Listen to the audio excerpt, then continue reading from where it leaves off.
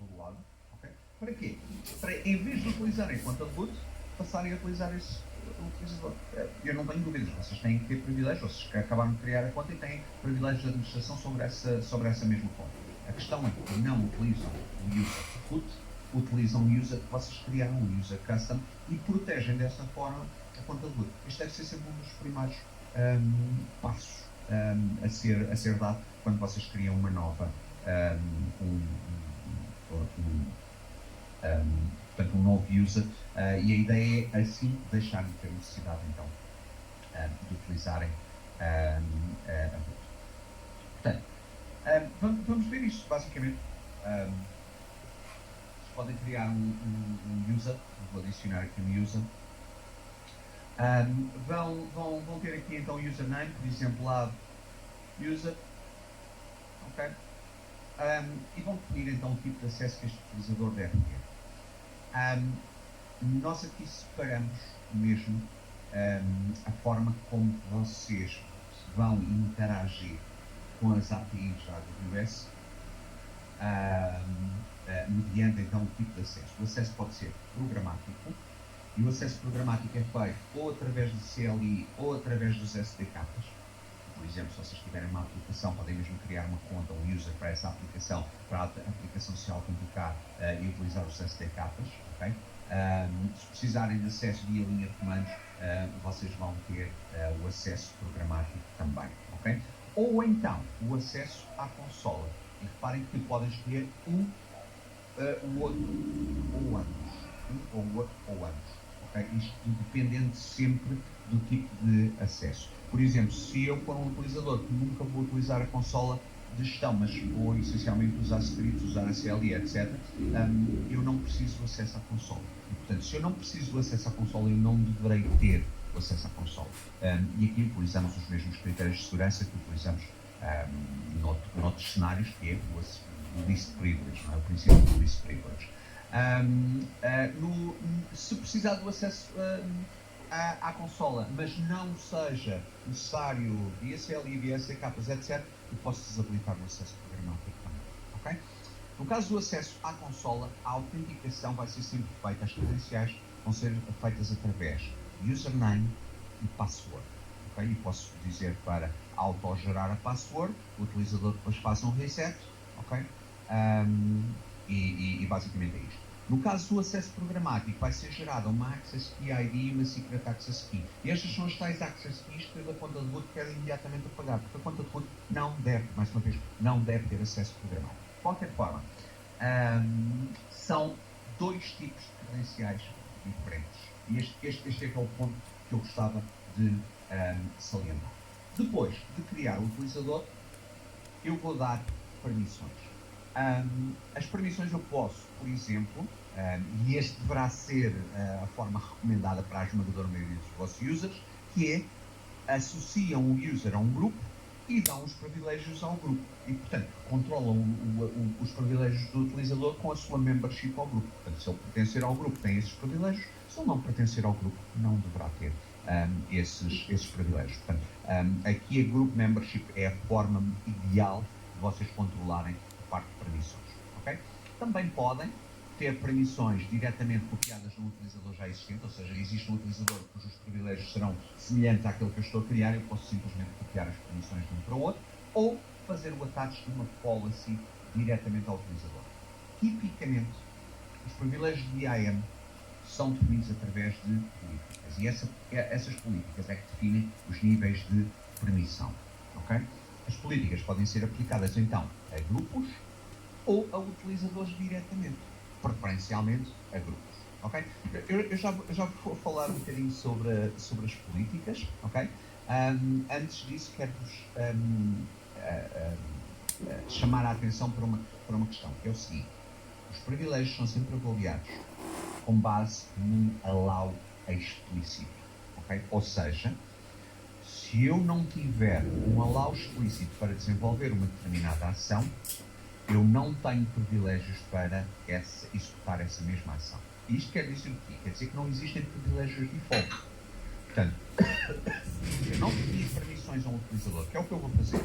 Eu não vou simplesmente fazer aqui um next, não dou privilégios a esse utilizador não tem privilégios de default, ou seja, não vai ter basicamente privilégios para fazer nada. É isso que eu vos quero mostrar. Portanto, poderia adicionar tags, neste caso, completamente opcional.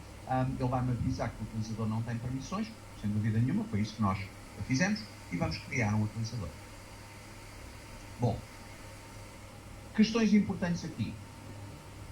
Por um lado, eu tenho aqui um resumo do utilizador, ok? Tenho também uma URL que será a URL que ele deverá utilizar para fazer o seu logon. Eu vou, na verdade, abrir aqui uma janela do Chrome incógnito e vamos então utilizar esse link. E se repararem, este link já vem preenchido com o Account ID, portanto o utilizador só tem que colocar o seu username e a sua password. Ok? Deixa eu minimizar aqui. E desse ponto de vista, eu posso ver que a password que foi autogerada é esta. Ok? Tudo bem? Lab user. Vamos copiar a password. Ok? Portanto, o username é o lab user e a password é que eu acabei de copiar. E tal como seria esperado, porque eu, quando criei o utilizador, disse para que ele vai ter que fazer o reset à password da primeira vez que entra. Tudo bem? Eu vou colocar aqui uma password. Ok? E tenho então o utilizador a interagir com a AWS. Okay? É tão simples quanto isto. Agora, como eu não lhe atribuí permissões, efetivamente, se eu vier aqui a serviços, já agora vamos trocar para Frankfurt, que eu sempre tenho uma instância de S2 a correr em Frankfurt, tudo bem? Serviços, S2.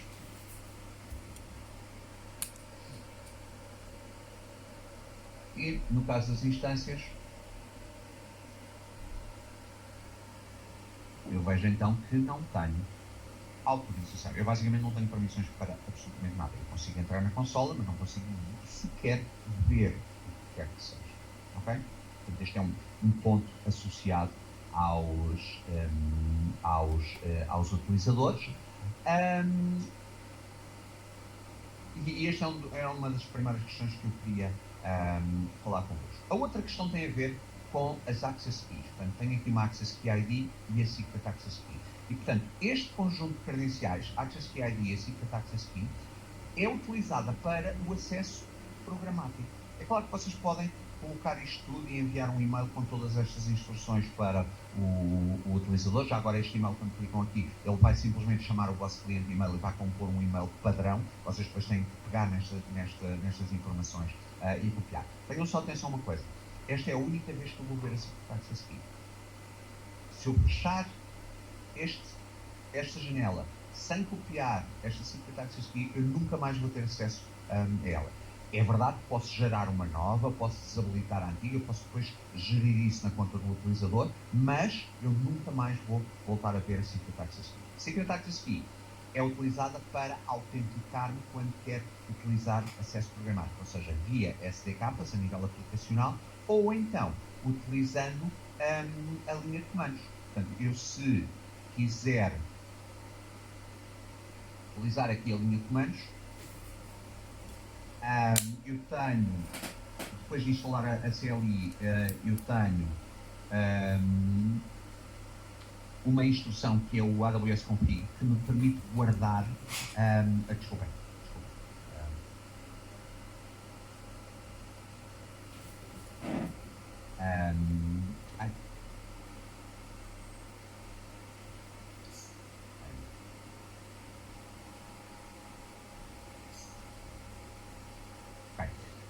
Quando eu acedo então ao AWS Config, ele vai-me permitir colocar então a minha Access Key ID, a Secret Access Key, permite-me escolher a região default e um formato de output.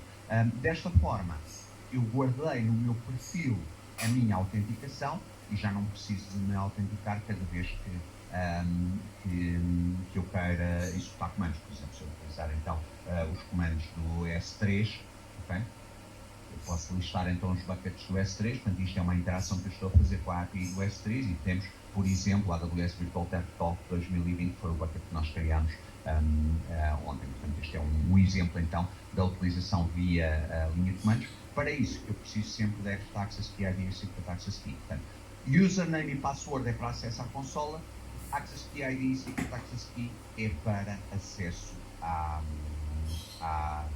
linha de comandos. E isto é o exemplo que eu estava a dizer. Eu não copiei a Access Key ID e a Secret Access Key, fiz o close, nunca mais tenho acesso. Tudo bem, eu posso ir a qualquer altura à conta do utilizador, posso ver as Security Credentials, e, por exemplo, se eu suspeitar que a sua Access Key ficou comprometida, a qualquer altura eu posso inativá-la, okay? E uma Access Key inativa não pode ser utilizada para autenticar.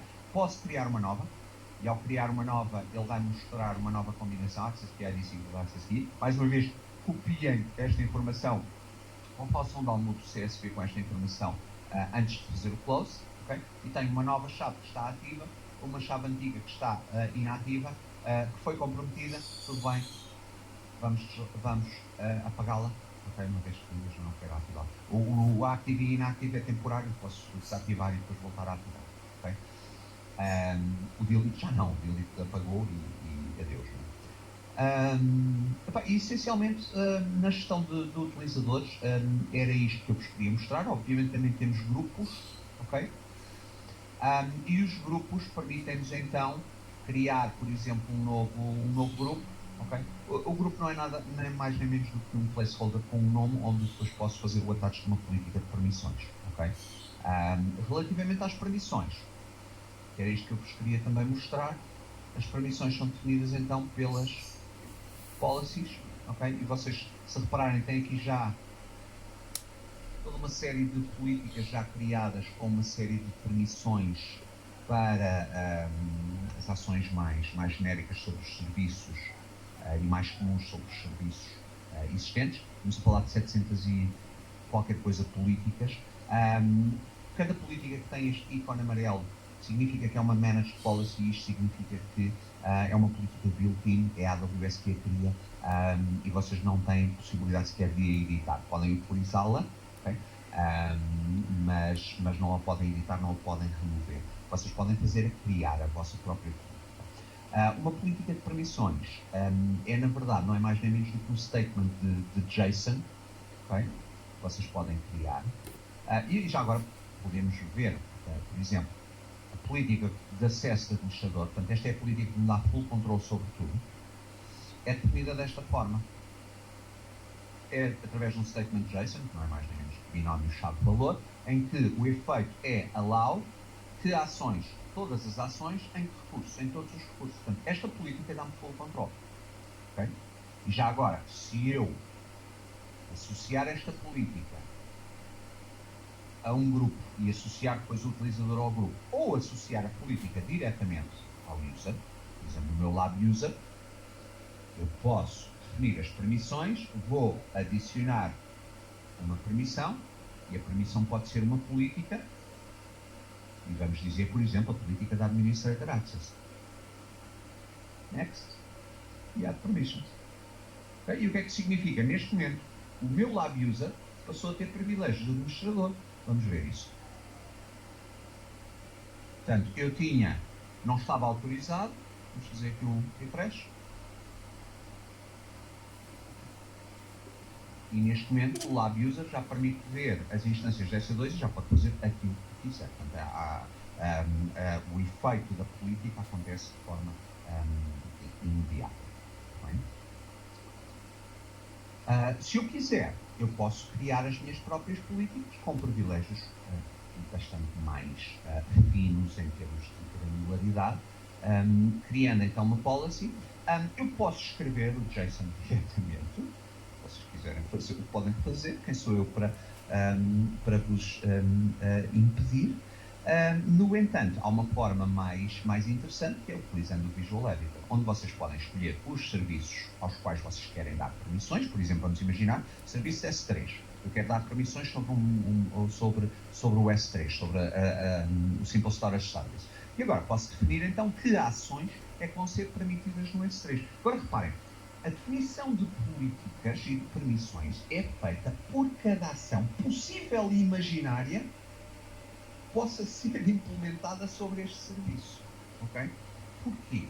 Porque eu, quando defino as ações que são ou não são permitidas, o que eu estou a dizer é que API calls é que eu vou permitir que este utilizador possa ou não fazer. E basicamente o que ele vai mostrar são todas as API calls possíveis de serem feitas sobre, neste caso, o S3. Por exemplo, eu quero que este utilizador possa fazer o download e o upload de objetos. Tudo bem. Então, o download é o getObject. Portanto, é esta API call que o utilizador faz sobre a API do S3 quando quer descarregar um objeto. E se eu quiser que ele possa fazer o upload, neste caso já são privilégios de write, já é um put object. Ok? E basicamente é isto. Ou seja, eu posso ser muito, muito específico relativamente à permissão que quero. E se é só aquela ação que aquele utilizador pode fazer, eu posso ser específico a isso. Já agora, se vocês alguma vez quiserem perceber um pouco mais sobre as APIs, as próprias calls que é possível fazer sobre qualquer serviço em termos de AWS, vocês podem mesmo vir aqui. Portanto, o que é que significa o put object? E mesmo um help, e podem mesmo abrir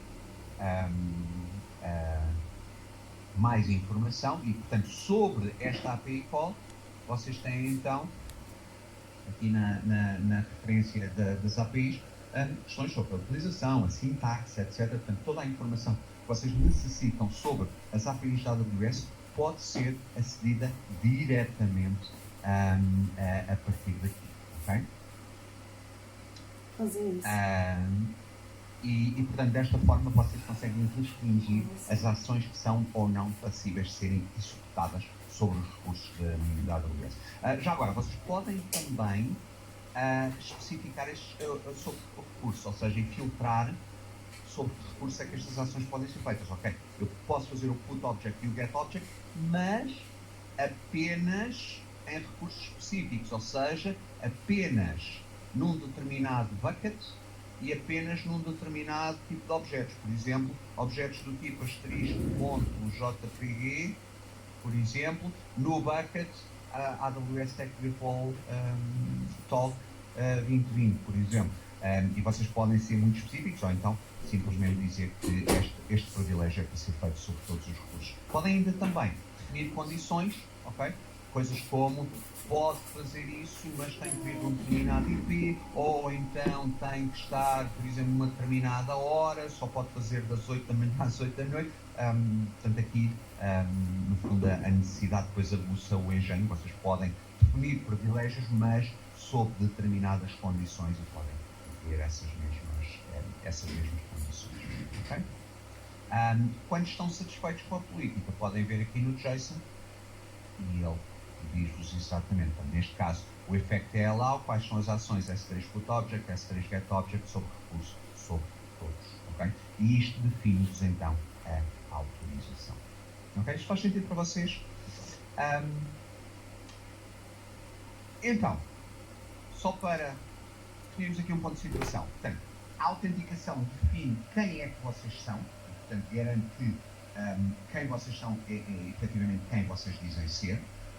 E isso é feito através de utilizadores, é feito também através de grupos. A interação pode ser feita quer através da consola de gestão, quer através do acesso programático com a CLI ou com os SDKs. Okay? As credenciais de acesso são diferentes. Depois têm a parte da autorização. E a autorização significa a avaliação da política associada à vossa identidade. Identidade pode ser um utilizador, pode ser avaliada em função da membership de um grupo ou pode ser um role. Okay? Já vamos falar sobre os roles. Mas basicamente a estas identidades eu vou associar uma política que define exatamente que ações é que podem ser passadas, onde é que podem ser passadas e que condicionantes é que poderão existir sobre essas permissões. são avaliadas independentemente de vocês utilizarem a CLI e são avaliadas também ao nível dos recursos. Por exemplo, vocês podem ter, em algum tipo de recurso, por exemplo, um bucket, vocês em vez de terem a política associada ao user, podem ter a política associada ao bucket. Okay? Isso é chamada Resource Policy e a Resource Policy basicamente vai ser avaliada independentemente do utilizador. Já agora, em termos de avaliação das políticas, há aqui uma regra que é importante vocês conhecerem. A primeira coisa que é avaliada, okay, é sempre se existe algum deny explícito. Okay? Portanto, quando estamos a avaliar as políticas, e basicamente isto pode ser representado de uma forma relativamente simples, portanto, quando eu estou a tentar passar uma ação sobre a AWS, a primeira coisa que vamos avaliar é: existe ou não existe um deny? Okay? Há um deny explícito? Assim, se houver um deny explícito, não há nada a fazer. A ação vai ser negada. Okay? Não há nada que possa contrariar um deny explícito. Ou seja, se alguns na cadeia de permissões existir algo que negue explicitamente, faça um deny explícito sobre esta ação, a ação vai ser negada. Não há nada que possa contrariar. O deny, o explicit deny, sobrepõe-se a tudo o resto. Se não houver, portanto, isto no caso de yes, se não houver, isto na verdade está mal desenhado, para a decisão no fluxo é representado de uma forma diferente, também não procuro ser aqui demasiado rigoroso. Portanto, se não houver um deny, vamos procurar um allow. Existe um allow explícito, ok? E a questão é, só se existir um allow explícito é que a operação vai ser permitida. Só e só se. Porque se não existir um allow explícito, então vai existir o chamado deny implícito, que é, como não há uma autorização explícita, então a ação vai ser negada. Okay? Por isso é que não existem permissões de default. À partida, ninguém tem permissões sobre nada.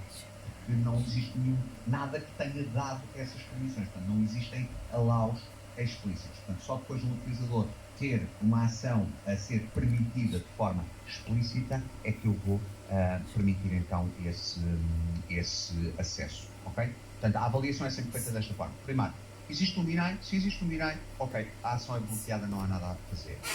Não existe deny, ok, então existe allow. Se existe allow, permitimos. Se não existe allow, então negamos, porque não existe uma aprovação dessa ação de forma explícita.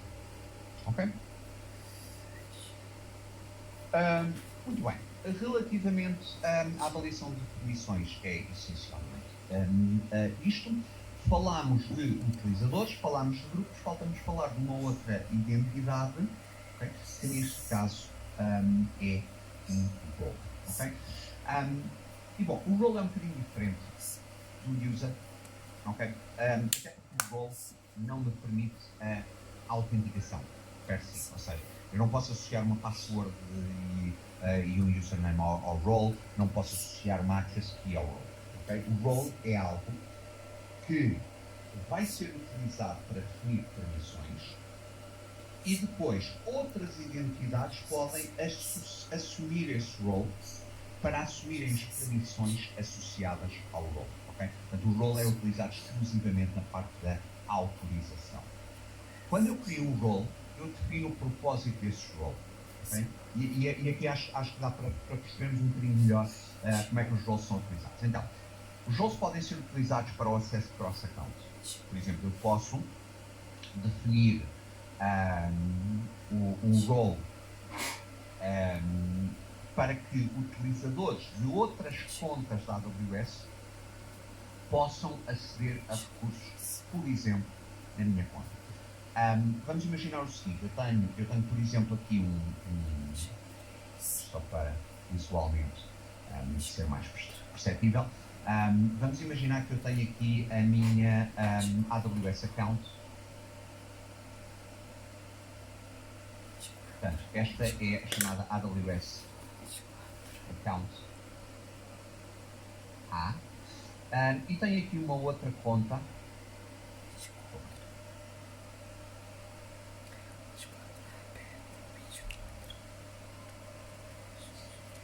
que é a AWS account B. Okay? E tenho um recurso que pode ser, por exemplo, um bucket S3. Não interessa. Tá, entendi. Na conta A, que quer que os utilizadores da conta B possam aceder a este bucket. Como é que eu defino este tipo de permissões? Uma forma de fazer é criar na conta A um role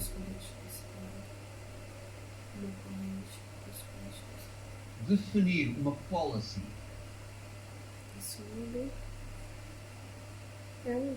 com privilégios sobre o bucket S3 e associar essa policy ao role. Portanto, este role passa a ter privilégios sobre o S3. Agora a questão é, quem é que pode utilizar o role? E eu vou dizer que utilizadores vindos da conta B podem então invocar o role para que estes utilizadores possam ganhar privilégios. Os privilégios estão definidos no role. E desta forma, estes utilizadores podem então aceder ao S3 com as permissões que são definidas pelo role. Isto sem eu ter que necessariamente criar estes utilizadores como contas, como users de AE na conta A. Okay? Isto é o conceito principal sobre o mecanismo de acesso cross-account. Existe aqui, depois, um serviço que é o Security Token Service, okay? Isto na conta A, que é o serviço que estes utilizadores vão invocar para associar se associarem ao role existente. Quando eu crio o role, o que eu vou fazer é qual é que é a conta, neste caso seria a conta B, onde os utilizadores podem associar. Depois tem a ver, isto é uma relação de confiança, atenção. Eu depois tenho que confiar no administrador da conta B que utilizadores é que podem utilizar este mesmo role. Eu simplesmente defino o role e digo que utilizadores vindos da conta X podem utilizar este mesmo role. Portanto, é sempre um processo de confiança que vocês definem aqui. Obviamente que depois o nível de acesso e os privilégios do role, vocês podem customizá-los e afiná-los em função das necessidades, mais uma vez, sempre princípio do least privilege. Okay? A outra funcionalidade do role é, por exemplo, vocês federarem-se com, por exemplo... Essa linha vai dar, esse tapete vai ficar enorme. Parece que a minha sessão terminou. Vou voltar aqui então, ao IAM. Okay? Federarem-se com um Identity Provider. Isto pode ser utilizado por Web Applications, por exemplo, em que, tudo bem, nossa, voltamos a dar um exemplo do bucket S3, okay? Mas neste caso, não é de uma conta de AWS,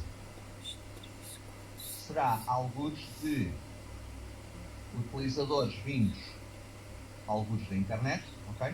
Com uma aplicação mobile que via internet tem que interagir com o S3. Portanto, o que é que eu posso fazer? Eu posso criar uma federação com um Identity Provider. Esse Identity Provider pode ser um serviço da AWS, por exemplo, no caso do Cognito. O Cognito é um serviço de autenticação, mas pode ser qualquer provider com OpenID Connect, por exemplo, compatível com OpenID Connect. Amazon, Facebook, Google, LinkedIn, etc. Portanto, vocês podem permitir que o utilizador se autentique com o seu Identity Provider. Okay? Com base nessa autenticação, ele depois pode interagir lá está, com o mecanismo do Security Token Service.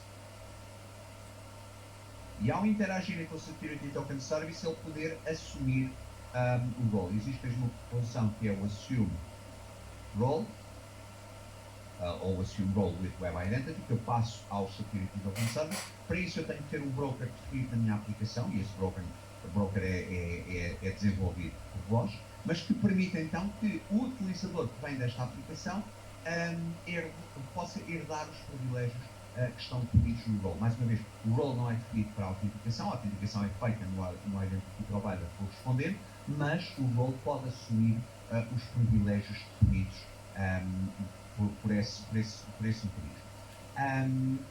Podem utilizar para federar com SAML 2.0, ou seja, terem um SAML provider, como por exemplo a ADFS. E se vocês quiserem federar com os utilizadores da AD, esta é uma forma de o fazer. Em vez de vocês terem que recriar os utilizadores da AD como utilizadores de IAM, não faz muito sentido, vocês podem federar na Active Directory. Os utilizadores fazem, neste caso no ADFS, fazem a autenticação, é-lhes enviado uma SAML assertion e é utilizada essa SAML assertion para ganharem acesso à AWS, definida então pelo role que lhe dá as permissões. Uma última forma de utilizarmos os roles é utilizarmos para serviço, e esta é talvez uma das mais importantes. Por exemplo, eu tenho um serviço que tem que interagir com outro serviço.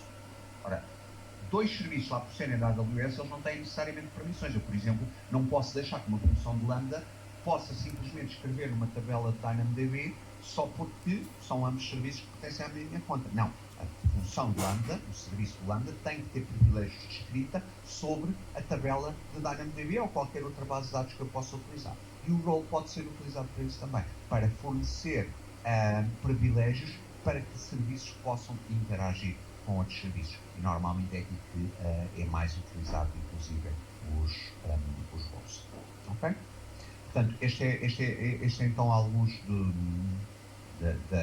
algumas das utilizações. De uma forma muito resumida, obviamente, os roles aqui é algo que nós depois, por exemplo, no curso da Arquitectura exploramos de uma forma mais abrangente, mas essencialmente a utilização dos roles é definida desta forma. Okay? Portanto, para terminar esta parte, recomendações. Tenham atenção à proteção da conta de root, ok? As access keys da conta de root devem ser imediatamente eliminadas, a conta de root não deve ter acesso programático à AWS, devem ativar Multi-Factor Authentication em todas as contas com privilégios de administração. Atuem sempre com base no princípio do least privilege, apenas utilizem os privilégios, ou apenas assignem os privilégios que são absolutamente necessários para que um determinado utilizador possa cumprir, possa fazer aquilo que é suposto fazer. E tudo o que são aplicações, por exemplo, em vez de vocês passarem as credenciais em ClearText, por exemplo, para as aplicações, utilizem roles. Ou seja, se há uma aplicação que precisa de interagir com serviços da AWS, definam um role com os privilégios necessários e deixem que a aplicação invoque o role, em vez de estarem a passar a criar um user de IAM e passar as access keys e secret access key para essa aplicação. Tenham atenção à rotação das credenciais, ou seja, garantam que a password renove essas credenciais. Sempre que o utilizador já não tem necessidade de interagir com a AWS, devem remover as permissões desse utilizador, eventualmente inativar as suas credenciais de acesso. E uma forma de controlar isto é depois utilizar um serviço como o CloudTrail, por exemplo, para monitorizar que atividade é que existe ao nível das APIs dentro da vossa conta, quer nas atividades bem-sucedidas, quer nas tentativas de acesso. Portanto, existem formas também de nós darmos visibilidade sobre esse tipo de operações. Okay? E, portanto, do ponto de vista de identidades e acesso e segurança, era isto que eu tinha para vos dizer, nesta parte. Relativamente ao restante conteúdo, portanto, vamos continuar. Eu vou aguardar mais um bocadinho antes de nós fazermos depois um intervalo, mais daqui a bocado vamos fazer depois um pequeno intervalo. Eu gostava de começar já a falar sobre as bases de dados, até porque depois vamos criar uma e essa criação vai demorar algum tempo e vamos dedicar depois o tempo do intervalo nesse momento. Ok. Portanto, voltando aqui à solução que estávamos a criar, que nós criámos, uma web application ontem, vamos agora olhar para o backend e vamos olhar para as opções em termos de data store. que existem relativamente à AWS. Okay? E um dos pontos importantes para percebermos algumas das opções que temos aqui, prendem-se com o nível de gestão da solução que vocês querem incluir. Okay? E isso tem a ver, mais uma vez, com o modelo de responsabilidade partilhado que falámos ainda agora, ainda há pouco. Se pensarem, quando vocês têm uma solução on-prem, em que a base de dados existe no vosso próprio data center, qual é que é a vossa responsabilidade, ou qual é que é o âmbito da vossa responsabilidade sobre essa mesma solução? Vocês basicamente são responsáveis por tudo. Okay? Desde do fornecimento de energia, a parte de rack, a própria manutenção do hardware do servidor, a instalação do sistema operativo, depois garantir que todos os patches são instalados, atualizados, etc., quer ao nível do sistema operativo, quer ao nível depois do database engine, okay? Até às questões relacionadas diretamente com a base de dados, os backups, a questão da redundância, a escalabilidade, etc., até os próprios dados, não é? Portanto, vocês são responsáveis por toda a stack. Quando pegam nessa solução, nessa base de dados, e a colocam em AWS, há aqui várias opções. Uma delas é utilizarem essa base de dados em cima de uma instância dessa. Okay? Se vocês ao fazerem isso já estão a delegar algumas competências administrativas na AWS. Por exemplo, toda a parte física ao nível do data center, o hardware, etc., ao nível do hypervisor, tudo isso é responsabilidade da AWS, inclusive a instalação do sistema operativo, até porque vocês vão pegar numa AMI e vão começar com o sistema operativo já instalado. O que é que vocês são? Qual é que é o âmbito da vossa responsabilidade? É tudo o resto, ok? Garantir, por exemplo, que o engine está bem configurado, que tem todas as atualizações, que está bem configurado em termos de segurança. Depois também o sistema operativo passam a ser vocês a ser responsáveis pela atualização do sistema operativo. Porque assim, vocês pegam numa AMI com uma versão do sistema operativo já instalado, tudo bem, a AWS é responsável pela configuração da AMI, mas a partir desse momento a responsabilidade passou a ser vossa. Okay? Portanto, todos os updates que saírem a partir dessa altura, a responsabilidade é, obviamente, vossa. Mas depois também toda a configuração da base de dados. A questão de redundância, por exemplo, a questão dos backups, a questão da escalabilidade, portanto, tudo isso é da vossa responsabilidade. Okay? No entanto, isto é sempre uma opção, não é? E fiquem sempre com esta opção, ou seja, eu a qualquer altura posso ir aqui ao EC2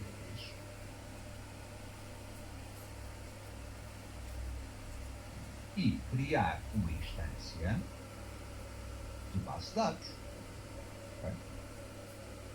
E tenho aqui, em função da AMI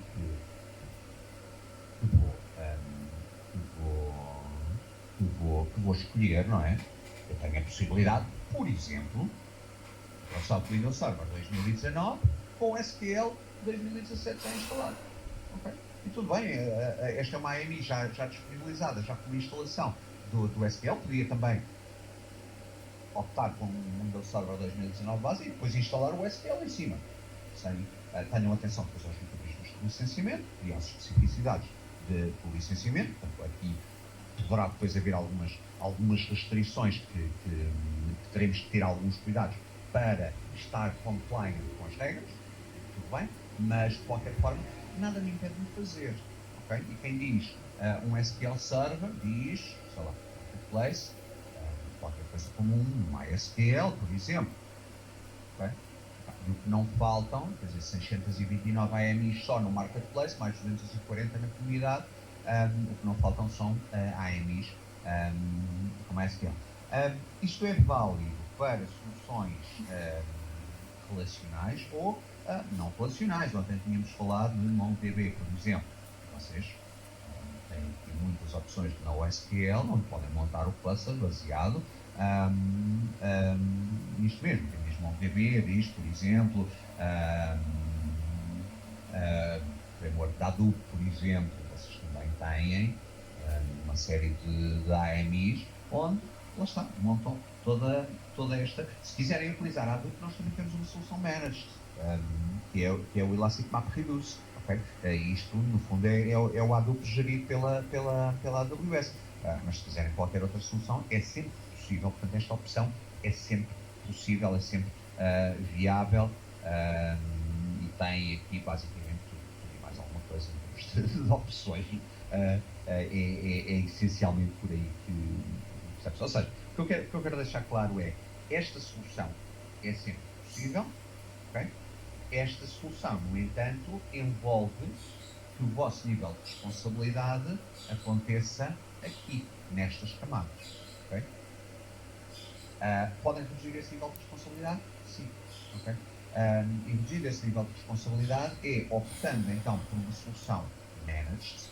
Okay? E a solução de managed, fully managed, envolve delegar esta responsabilidade na AWS, em que questões como o patching do engine, por exemplo, a configuração dos backups, a configuração da redundância da vossa solução, a escalabilidade, tudo isto é operacionalizado e gerido pela AWS. Ou seja, deixa de ser a vossa responsabilidade. A vossa responsabilidade é basicamente a otimização da aplicação.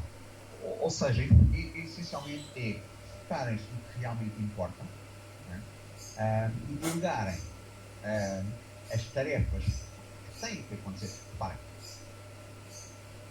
o patching do Database Engine ou o patching do sistema. Tu está a falar com o Sérgio Gonçalves e eu estou a falar com.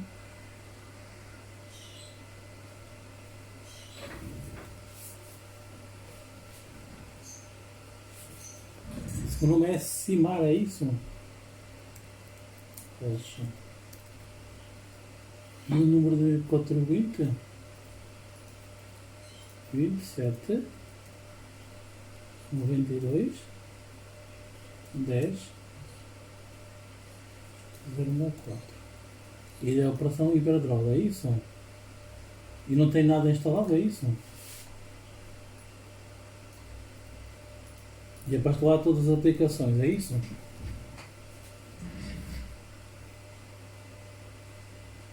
Tem o TeamViewer instalado. TeamViewer, ou então o Ndesk. Poderá ir então ao Google.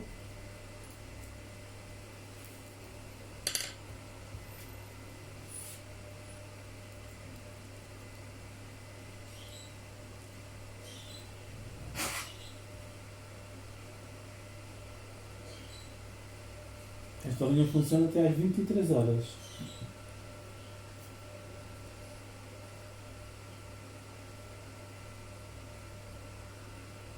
É?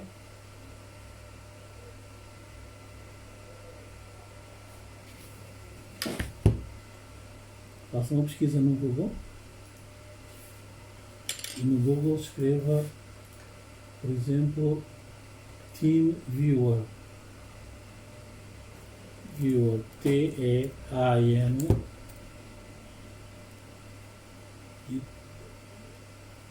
TeamViewer, T-A-M, depois é V-E-V-I-E-W-E-R.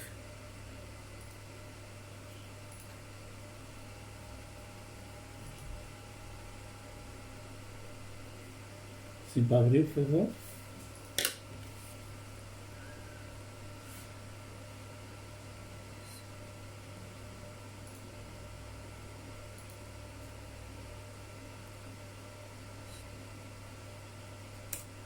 Agora digam por favor qual é que é o ID e depois então a respectiva palavra passe.